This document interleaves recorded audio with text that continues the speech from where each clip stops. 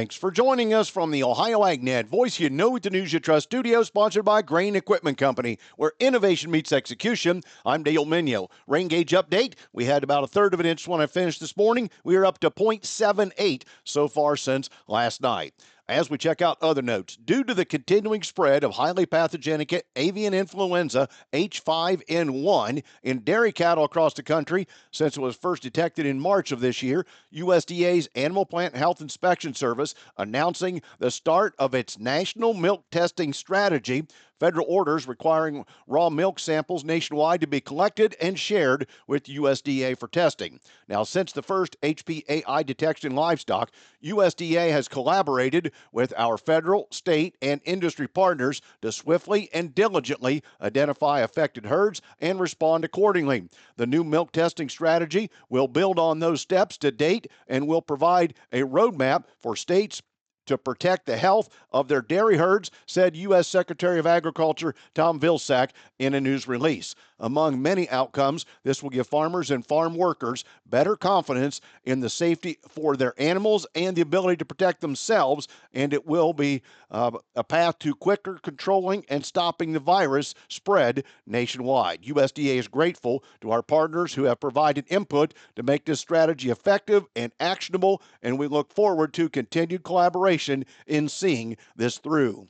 Today's weather brought to you by Seed Consultants. Simply better performance online at seedconsultants.com. Here's the forecast. We've got rain trying to move through Ohio here today. I'm Chief Meteorologist Ryan Martin. Let's take a look at your forecast update. The bulk of the precipitation may be trying to wind down already, but I don't feel comfortable taking out spits and sprinkles until probably closer to this evening. We should be dry tomorrow, but what we see tomorrow is a change in air mass. This cold air is starting to push down from the northwest. I think temperatures fall tomorrow afternoon, and I won't rule out a couple of more spits and sprinkles through the day.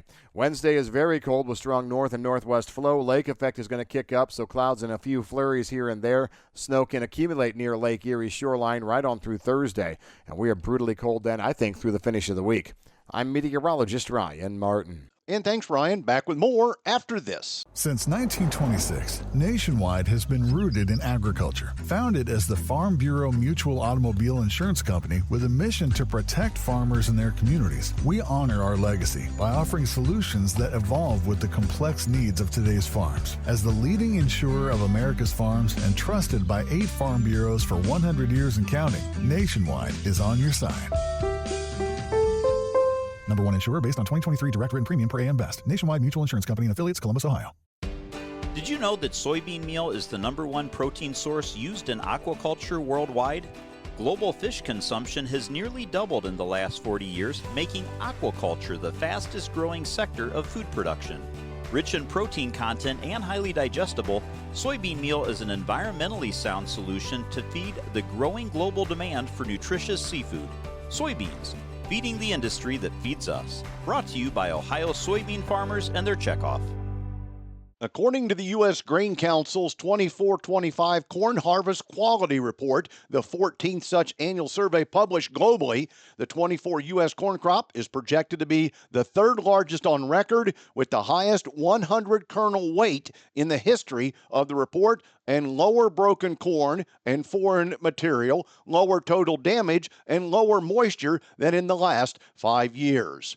The 24 crop on average is entering the market channel with characteristics that met or exceeded each grade factor's numerical requirements for U.S. number 1 grade corn. The report also showed that 89.2% of the samples met all grade factor requirements for U.S. number 1 grade, and 96.2% met the grade factor requirement for U.S. number 2 grade corn. Time now for the Midday Market Analysis, provided by Leist Mercantile and sponsored by Brandt, helping growers take control for over 70 years. I'm Ryan Metzger with Leist Mercantile with your USDA WASDE report preview. Tomorrow at noon, the USDA will release their December WASDE report, so let's take a look at what they found on the Reuters Industry Estimate Survey. On corn, the industry estimates that the current crop carryout will be lowered by 32 million bushels to get to 1.906 billion bushels. On soybeans, they expect the current crop carryout to be lowered by 1 million bushels to 469 million bushels.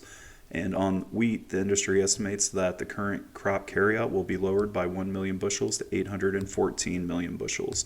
The survey results are also expecting to see a small increase on both Argentina and Brazil's corn and soybean production numbers.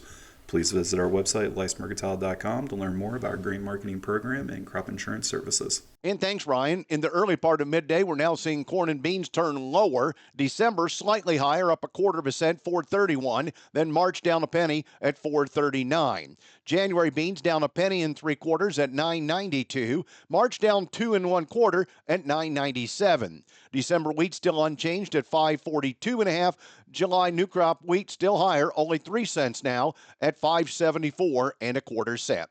In livestock, December cattle 188.07, up 70 cents. December lean hogs down 30 at $83 even. March feeder cattle up $1.12 at $255.80. Thanks for joining us. This is the Ohio AgNet.